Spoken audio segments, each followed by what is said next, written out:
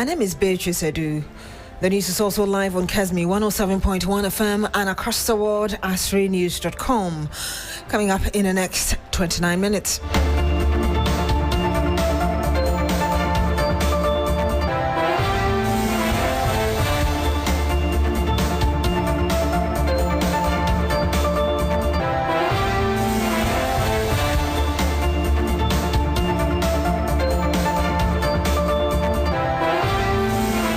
Utility service providers justify what many describe as the highest tariff adjustment request ever proposed to the Public Utilities Regulatory Commission.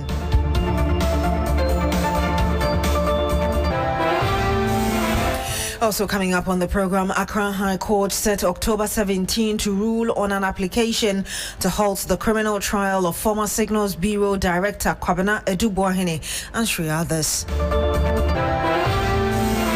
And much later, 24 hours after Tebiokoshi Fire, MCE for the area calls for immediate investigations and closure of unauthorized warehouses.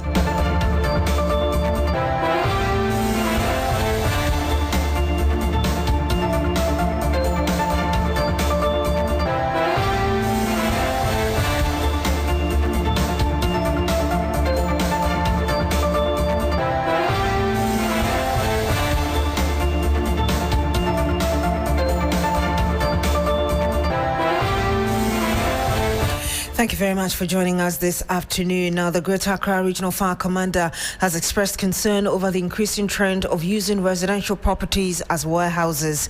He has charged the Ablekuma Central Municipal Assembly to investigate and prosecute the owners of the warehouse for negligence and operating without the necessary permit. It's more than 12 hours after fire gutted a warehouse located in a residential area at Latebiokoshi on the evening of Tuesday, September 9th. That was just last night. Now, as of 10 a.m. today, fire personnel were still battling pockets of fire with 4 fire tenders at the scene. The Greater Accra Regional Fire Officer expressed concern over the situation.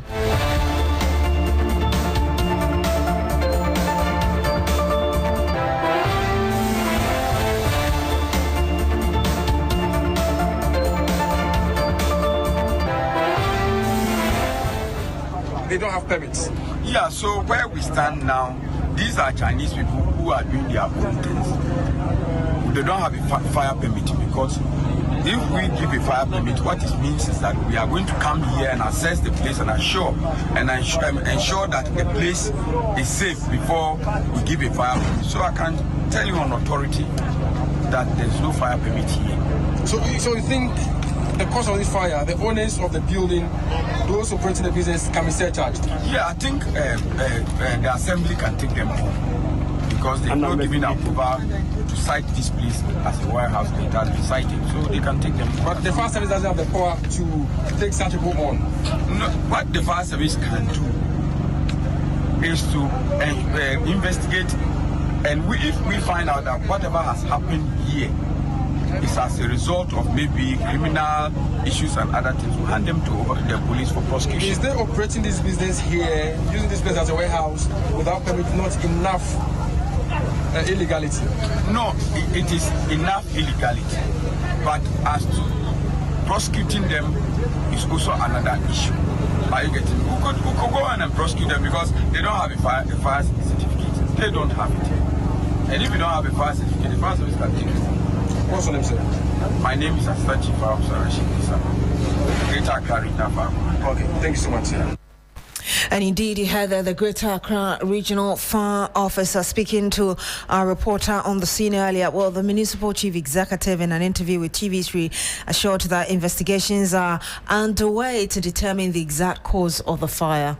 It seems the smoke and the issues around cause some few issues with us, with fire service and 1 or 2 of our municipal guards. But so far everything is under control. We haven't recorded any major casualty. For this structure, I've been here over 8 years now. We noticed I have had initial engagement with them as you did an interview with them, and with the few facts that we found out with the cross-check from our assembly, we noticed that they have permits, as they say. But then we are still going to investigate to know how they got the permits and whether the structure on site now was the structure that was giving permits and the continuous assessment that was done. Indeed, it's an area that has a lot of warehouse. About 3 weeks or 4 weeks ago, we had constituted a team that is even going around to assess the permits and to assess the structures that they have on the floor to ensure that whether they are in compliance with the necessary laws for our special planning committee. And so we know this will only go to add up to some of the investigations we are doing on the warehouses around. Those that we need to close, we will take rapid action on them to ensure that we close them. And you heard there the Ablekuma Central Municipal Assembly, the Chief Executive Officer of that area, speaking to us now. Proposal by major utility companies to increase price cost for their services has generated mixed reactions across the country. On Tuesday, a major stakeholder meeting called at the behest of the Public Utilities Regulatory Commission (PURC) requested a justification for the increment. The meeting, the Ghana Water Company Limited applied for an approval of a 281% increase in its water tariff, proposing a jump from 5 cedis 28 pesos per cubic meter to 20.09 Ghana cedis per cubic meter for the 2025-2029 regulatory period.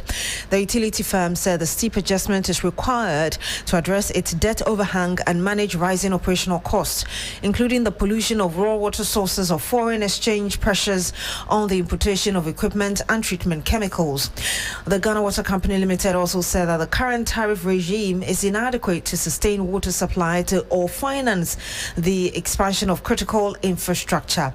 The Electricity Company of Ghana is also seeking a 224% increase in its distribution charge, while the Northern Electricity Distribution Company NEDCO has applied for a 171% hike, citing unsustainable operational cost. The Northern Electricity Company has proposed the scrapping of the lifeline tariffs for low-income households.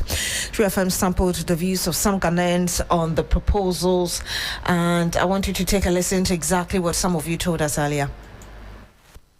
ECG ni Ghana Water, almost services here poor, and so almost increasing tariffs, say consumers no, almost 2 years. How will their services be? Will it be effective than before? Also, we meet a problem. Ubedi konyabasa omumbeye. Ana Ghana Water so atanswa pipe baby. Ufre omwa. Water no waste ekogotemu. Now so say omumbe tekinu agency. Ana ombe a repair we no omunye. Tama omupe na ombeye. Ntimi ami hu say hu hia so ombe increase tariffs. We wish as a citizens for now, if they hold on for now for us, it will help us. For me, I buy, let me say, 50 cedis prepaid. It won't take me to a week and the 50 cedis get finished. If I want to use a 50 cedi prepaid, I have to off everything in my room, especially when I'm coming to work. I have to off everything before the 50 cedis can take me to a week.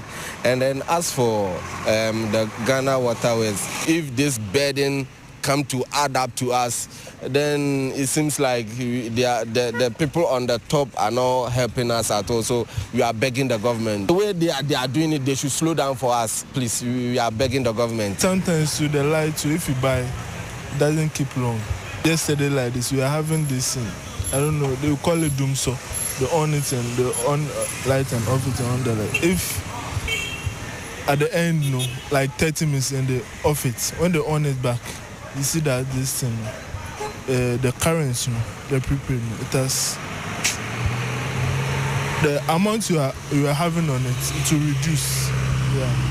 So And you had there some of you expressing your views on the proposed tariff hike by both Electricity Company of Ghana, of course NEDCO as well, and the Ghana Water Company Limited. Well, energy economist Beatrice Adu and the executive director of the Consumers Protection Agency, Nana Prempe, has also shared his views on this. Absolutely, yes. You know, we have been operating a multi-year tariff order. So 2022 to 2025 is one order which ends the end of this year. And then we enter into 2026 to 2030. Now, over this period, ECG is required to go to the banks, go to its creditors, borrow money, use suppliers' credit to finance investments, capital expansion projects, network intensification projects, meter provision and all that. So you borrow and then now you come and invest, do your construction works, and then now when you have commissioned all equipment and they are into service and customers are benefiting from it, then you go to the regulator and make a case for. Before we can help ECG to survive, they also have to help us. Yesterday at the consultation meeting, I asked ECG after their presentation that if you want the consumer to understand your dealings, let us know the truth about your state of affairs. We asked them how much does the public institutions, such as the Ministry of Finance, such as the Ministry of Education, how much do they owe you? Because according to what we have, they owe to 5 billion cedis. That 5 billion cedis can go a lot to do a lot of things for you. And you had the energy economist Beatrice Adu. Let's speak to the executive director of Arusha Ghana, Daryl Bosso. Thank you very much, sir. Good afternoon to you. Good afternoon to you as well. I'm the deputy director, just to correct that, yeah. Executive director?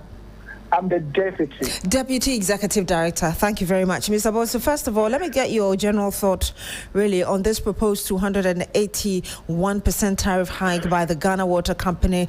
And I'm sure you heard the water company citing illegal mining as the major driver of rising operational costs for it.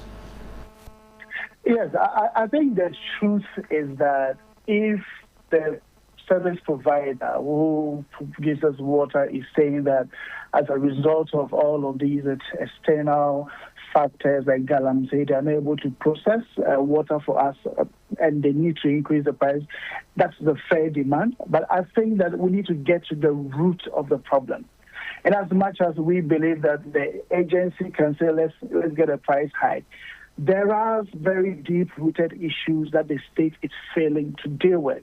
And for me, just the admission that we need to increase the price because of Galamsey is also a reflection of how the state has failed citizens when it comes to doing its job to ensure that we all have access to good quality water when we need it. And so for me, I think the demand is fair, but all of us, the states, also citizens and consumers, we need to be asking ourselves, why have we sat down and allowed the impunity of what is happening to our lands and river bodies to now come to bite us? Now, we see a sector, a country where a particular sector, which is gold mining, is flourishing at the detriment of a struggling water sector. And this also puts all of us as citizens at risk. So for me, it's just shameful and just really telling us that we have all failed. First of all, the Ghana Water Company, even though they are demanding some hikes, have also failed in their job.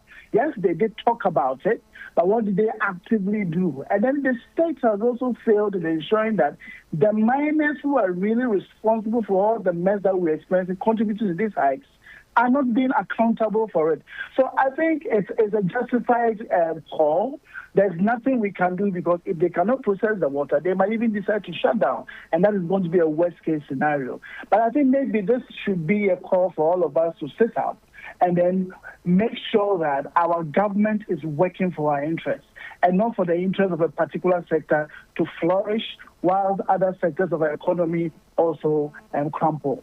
Although we heard the utility providers explaining that this is not a one-time tariff hike they are asking for, it's over a period of time, people are still thinking that this is outrageous. How do we deal with the pricing, even if it is gradual? Well, for me, yes, immediately we think it's outrageous, but how did we get here? This was long in coming, and this is not the first time the Ghana Water Company or PURC have brought up this possible price hike because of Galamsey. I think it's been staring us in the face. We just refuse to hold the bull by the horns and then deal with it. So if it must happen, I mean, there's very little we can do if PRC decides that, look, we are going to grant their wish. Now, I think what I'm even concerned about is that they will still increase the price hike, but you are not even going to get quality water as you need it. So, I mean, we need to deal with the root cause of the problem. Otherwise, we are just going to keep talking about this forever. Thank you very much. You heard Daryl Bosso. He's the Executive Director of Arusha, Ghana. Thank you so much for sharing your views with us now. Lawyer and human rights advocate Gloria Ofori-Boadu says Ghana must do away with the winner-takes-all syndrome because it is creating problems for the country. Her comment follows the removal of the Chief Justice Gertrude Araba Tokonu after the 5-member committee found her guilty of what it called stated misbehavior.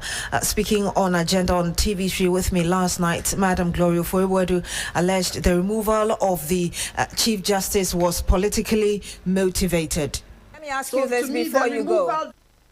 Our constitution, those who are working on our constitution should find a way of of dealing with this winner-takes-all syndrome. It's really creating problems in our country and in our country's governance. And if we don't put a stop to that, phenomenon, one day there's going to be crisis. And when I talk of crisis, it's going to be very serious crisis. Every, apparatus of government, from the top right down to the messenger or the driver, right down to the chief executive, right down to the minister, deputy, it's getting sickening. And because of that, there's so much hypocrisy in the system. So much hypocrisy. Look, what I thought was that this committee that was put in place, because there had been an allegation or some perception of compromise on some of the committee members, the president will have accepted the petition of the young man, Kumi, who came up with this, alert that, please, there's been this contact between some members of the committee and a lawyer for one of the applicants. So please look at it. Let them step aside. Take your time. Find out what is going on as a father of the nation. Talk to the parties. Let them come out, because I'm even told that the chairman was even not there and has been kind of wrongfully accused and all that. And you heard Gloria Ofori-Boadu. She's a lawyer, a women's rights advocate, as well as the managing partner of GOB Law Consult. Well, a member of the NDC legal team, lawyer Sadat Haruna Al-Hassan, who was also on Agenda last night, disagreed with his assertions. He said that nobody has been able to point out the specific provisions in the Constitution that the committee or the president breached the probe process. Lessons have been learned largely by the incoming or whoever were appointed. In fact, the current crop of Supreme Court justices have learned huge lessons from the conduct of the removed Chief Justice. It means that, you see, when the Constitution speaks about certain qualities of a judge in terms of proving character, high moral character, and proving integrity, they are not just beautiful words being used in the Constitution. They have meanings, and those meanings ought to be interpreted properly. Moral character, you must demonstrate a certain degree of morality. And you know what morality is? Your ability to distinguish between what is right from wrong. Those are the things you should be very minded about. Now, we are also talking about proving integrity. You must exhibit a certain level of honesty, sincerity, and candor in your conduct. Those are the indicators. And so they are not just captured in the Constitution just to make the Constitution sound so lovely or beautiful. But we must leave those words And you heard there Sadat Harun Al Hassan. He's a lawyer and member of the NDC legal team. Some 20 minutes past the hour of 12. When we come back, we'll go to the Accra High Court, where we understand that October 17 has been set to rule on an application against the former Signals Bureau Director Kwabena Adu and three others. Stay with us. Hello, Ghana. It's a new year and Bills Microcredit is here to support your dreams. If you're not working but want to start a business, don't let money stop you. With just your Ghana card, you can get a loan to turn your ideas into reality. Already running a business? Need more capital? Or are you a salary worker looking for extra funds? Bills offers fast and easy loans with no collateral, no deposit, and no SUSI savings required. Wherever you are, whatever you need, Bills makes it happen. Call Bills Microcredit today. Call 0596 920 833 or 0302 200 390 and get started. Bills is licensed and regulated by the Bank of Ghana. Bills, financing your needs. Terms and conditions apply.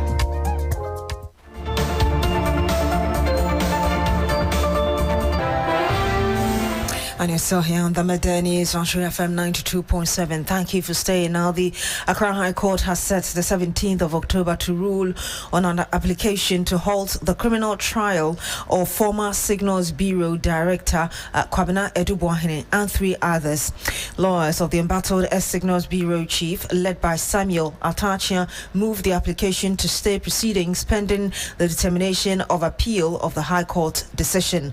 The court, presided over by Justice Eugene Nyadu Nyantes, earlier dismissed an application by Adu lawyers for further disclosures of documents citing irrelevance and non-possession of the requested document by the prosecution. Kwabena Adu, his wife, and two others are facing 11 charges, including stealing money laundering of some 49.1 million Ghana cedis in state funds, willfully causing financial loss to the state, and abuse of public office. Lord Adwasare is our court affairs correspondent. He joins us live on the line. Lord, if you can tell us what this means to the case. Right, Beatrice. So essentially, on October 17, the presiding judge will decide whether the trial should be suspended or put on hold pending the appeal of Adu lawyers at the Court of Appeal. Let me bring you up to speed on this appeal. So at the last time, the High Court dismissed the application by the Adu lawyers asking the prosecution to make available documents which they believed would help the case. They accuse the prosecution of omitting 83-page documents which they described as exculpatory, meaning that it would provision of this document will help make the case and exonerate his client.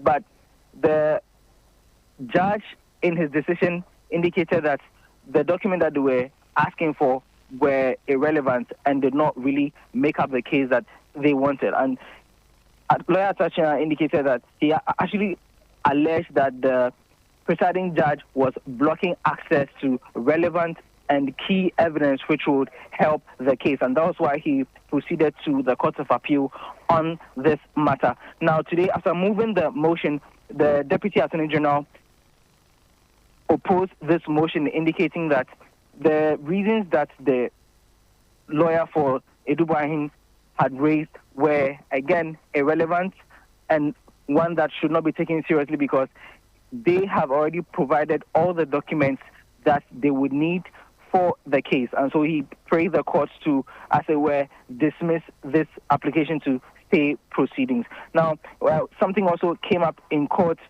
where the Attorney General indicated to the court that the lawyer for the accused persons was in the media sort of playing to the gallery and making the pressure come on the case. At that point, the presiding judge indicated that no one can put pressure on him, his court. Even his friends know that, his childhood friends know that, and so the law will take its course. Thank you. So this is where we are with the case, Beatrice. Thank you very much, Lord Edwasser. And as you confirmed, the ruling is expected on the 17th of October, right? Indeed. Thank you very much, Lord Edwasare. He's our court affairs correspondent. Now, President John Mahama will later today, September 10, 2025, hold his first presidential media encounter since taking office in January. A statement issued on Monday, the 8th of September, and signed by the spokesperson to the President and Minister of Government Communications, Felix Kwachofosu, said that the encounter will provide a platform for President John Mahama to engage the public through the media on national issues. His Resetting Ghana agenda, as well as ongoing policies and projects. The event, slated to take place at the Jubilee House at 8 p.m., said accredited journalists would have the chance to put questions directly to the president on a wide range of subjects. Now, during his previous administration between 2012 and 2016, President Mahama held a number of such interactions with the press, including the major session at the Flagstaff House then on January 12, 2016, to mark his third year in office. Let's bring in Professor H.S. Ikanko, Associate Professor of Political Communication and Media Studies. He's also Dean of the Faculty of Journalism and Media Studies at the University of Media, Arts and Communication, UNIMAC. Good afternoon to you, sir. Thank you so much for joining us. Good afternoon. Thanks for having me. Prof, why, in your opinion, is this important for the country, for the president to hold this media encounter? Thank you very much. Press conferences and media encounters are extremely important because they fulfill a fundamental tenet or some fundamental tenets of democracy, which is that the president must regularly remain accountable to the people that he governs. And so it's extremely important that he holds these media encounters to explain himself to the public, but more importantly, to also get questions from the public. So this is very different from any other speech act or act of political communication, because with the press conferences, he gets the opportunity to be asked questions. The president is questioned by the media, and he remains accountable to the people. And you can't have a democracy without a press corps or without a media who would question the president on his actions to explain his policies. And you cannot have a democracy without the president being available to explain himself. And so this is why this is extremely important to the functioning of our democracy. A number of the times, or the few times that we've had such encounters, not just with the president, but with the senior political leaders, you get criticism that a number of the journalists go there to kind of pat the back of these leaders and support their propaganda instead of asking questions that the ordinary people would want to know. What are your expectations and perhaps your request of the journalists that may meet him tonight? Yes, it's a very good concern and question. When you look at press conferences in any democracy across the world, there are certain fundamental aspects of it: the content, the format, the ground rules, and then revelations that take place. So I believe what you are speaking to is the format and the ground rules. I think that if we want this to be an authentic exercise, if we want this to be an exercise that benefits the people of this country, then the press must fulfill its vital responsibility of holding the president accountable, holding his feet to the fire, and also acting or being the voice of the people. There are a lot of Ghanaians who will not get the opportunity to be there. It is the expectation of many, many Ghanaians that the press would ask, or the media will ask very tough questions, well-researched questions, clear, relevant, timely, and impactful questions on behalf of the people of Ghana. And it is only in this way that we can continue to have a workable and functional democracy that benefits the people. Thank you so much, Prof, for speaking to us. Thank you very much for having me. And you have Professor H.S. Ikanko, Associate Professor of Political Communication and Media Studies, and also the Dean of the Faculty of Journalism and Media Studies at the University of Media, Arts and Communication, UNIMAC. Now, stigma and lack of improved awareness remain the two major challenges affecting efforts by the Ghana Health Service in the management of the Mpox disease outbreak in the country. Now, in just a few weeks, the country is expecting the arrival of some 33,600 vaccines, which the service is anticipating will be used to help break the source of transmission of the virus. And we'll bring you more of an exclusive interview we had with the Director of Public Health at the Ghana Health Service, Dr. Franklin Adu, in our subsequent bulletins. My name is Beatrice Adu. Thank you very much for joining us on the Midday News today. Log on to shrenews.com for more news. Have a good afternoon.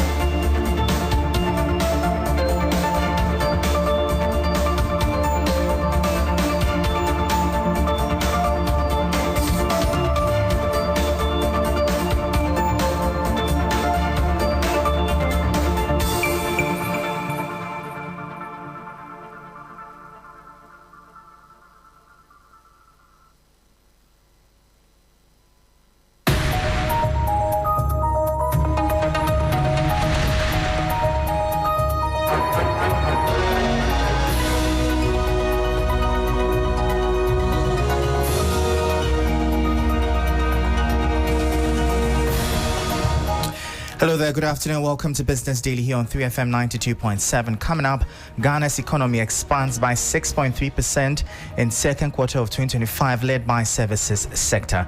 We'll hear details shortly. And international buyers advance over $4 billion for Ghana's cocoa purchase. Plus, Ghana Chamber of Construction Industry CEO warns encroachment is driving up construction costs. Details of these and many other stories coming up shortly. I am Michael Obudu. Please stay tuned.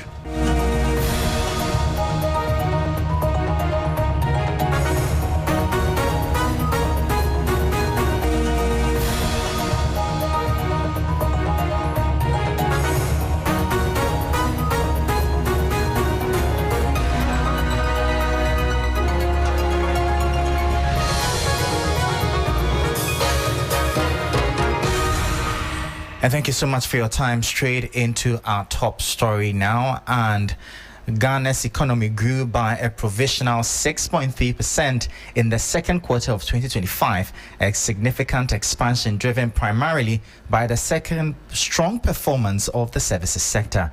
Data released today by the Ghana Statistical Service, the GSS, in Accra reveals that the services sector not only recorded an impressive 9.9% growth rate, but also accounted for the largest share of the nation's economic output. There is more in this report.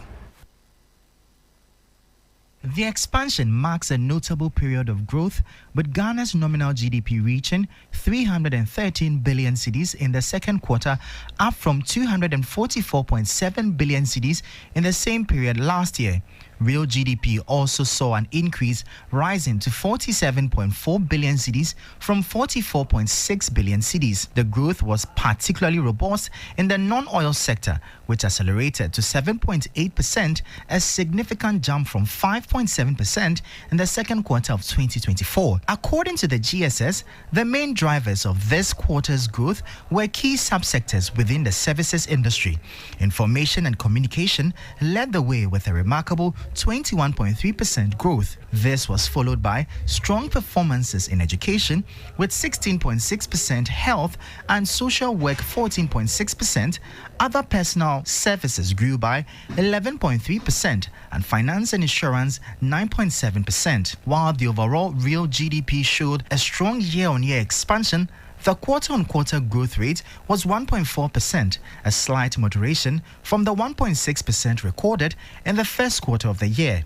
This indicates a sustained but slightly slow pace of growth compared to the previous quarter. And that was a report on Ghana's economy expanding by 6.3% in the second quarter of 2025, led by the services sector. Some international buyers of Ghana's cocoa have started advancing part of sum of more than $4 billion to Cocoa Board for the 2025-2026 crop season. The full amount will not be released at once, but spread over a period. However, a significant portion is expected before the end of the year. This report has more.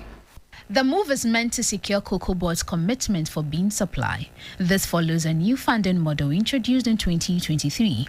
Under the arrangement, global traders are required to deposit at least 60% of the value of their forward contract at the start of the season. The system replaced the 3-decade-old pre-export syndicated loan from international banks. Part of the deposits will be used to finance purchases from farmers through licensed buying companies, with Cocoa Board acting as an intermediary. Analysts argue that beyond cocoa farmers, the city will be one of the biggest beneficiaries of these inflows. They explain that the funds could significantly boost the Bank of Ghana's international reserves. The bank's economic and financial data released in July put Ghana's reserves at $11.1 billion. The governor of the Bank of Ghana, Dr. Johnson Isiama, has said the inflows should signal to the market that the central bank is well positioned to intervene when needed to meet the demands of businesses and commercial banks. He added that Ghana's macroeconomic situation remains solid and should give businesses confidence in the city's outlook, as well as in ongoing measures to improve market liquidity. Ghana is also expected to receive additional inflows from development partners, which should further strengthen international reserves. And that was a 3 Business News Desk report. Now, CEO of the Ghana Chamber of Construction Industry, Emmanuel Cherry, has warned that encroachment on quarry and sand-winning zones is worsening the cost of housing and road construction in Ghana. The concern follows discussions at the Ghana Investment Trade Week in July. Earlier this week, where industry stakeholders raised issues about regulation and the rising cost of building materials. Participants at the forum agreed that a dedicated platform was needed to address quarry land encroachments, which affect both housing and road projects. Those deliberations have now led to a cross-sectoral forum in Accra, bringing stakeholders together to tackle land encroachment on quarry and sand-winning sites.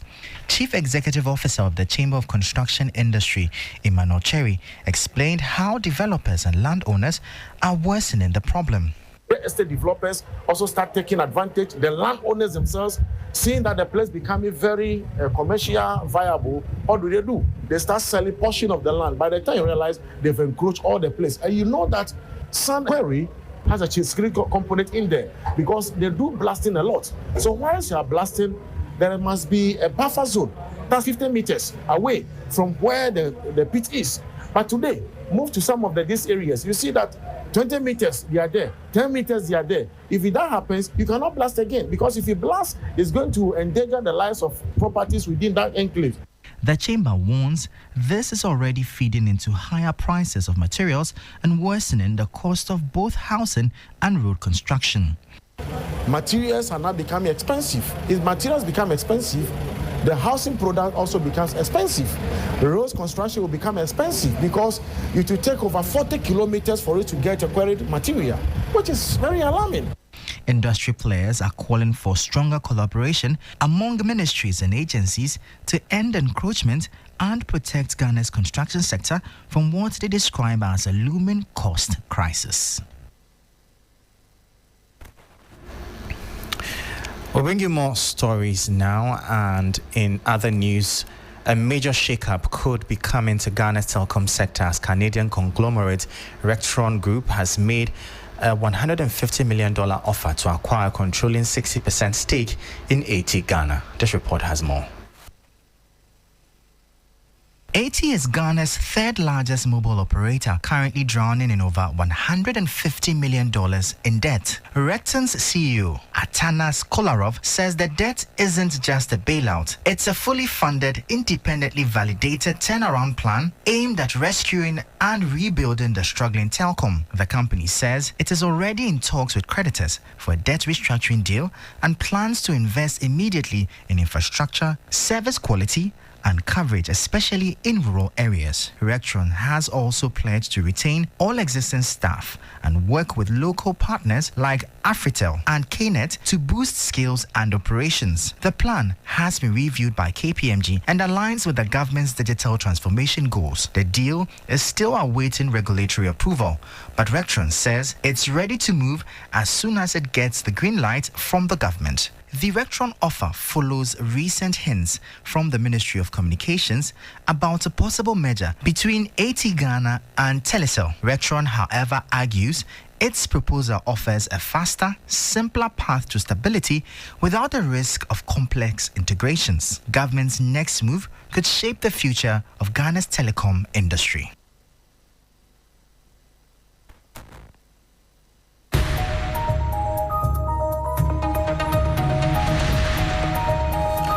And that's how we end Business Daily here on 3FM 92.7. For more business stories, please visit our website. It's 3news.com/business. I am Michael Obodu. Thank you for listening. As always, please stay safe.